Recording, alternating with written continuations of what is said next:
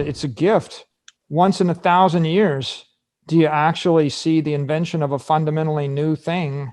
This is our once in 1,000 year opportunity. You get to buy into it early.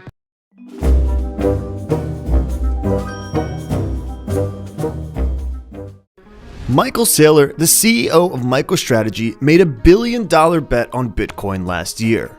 In general, to the public, any motivational words of why they should pay attention to this thing called Bitcoin? Look, I think Bitcoin's a bank in cyberspace. It's, and your choices are you save your money in a traditional, conventional fiat bank, and you're going to watch your purchasing power dwindle down over the next decade to the point where it'll buy nothing.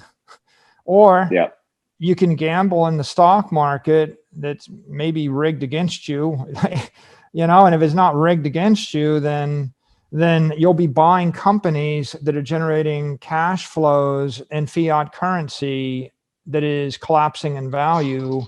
So even if you think you've avoided the problem of currency weakening, of storing your money in a bank, you haven't really, because if you're buying real estate, bonds, or stocks that also generate fiat currency, and that currency is collapsing in value, you've got the same problem. Now you have a fiat derivative.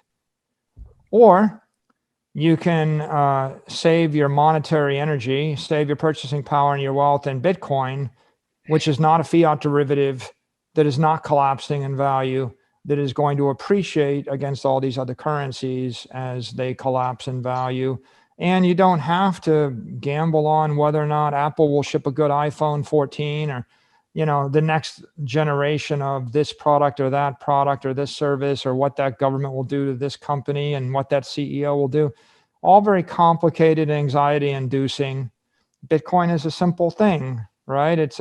You're buying into a thermodynamically sound engineered monetary network, the first workable monetary network in the history of the world, or first digital monetary network in the history of the world. It's a gift. Once in 1,000 years, do you actually see the invention of a fundamentally new thing? This is our once in 1,000 year opportunity. You get to buy into it early.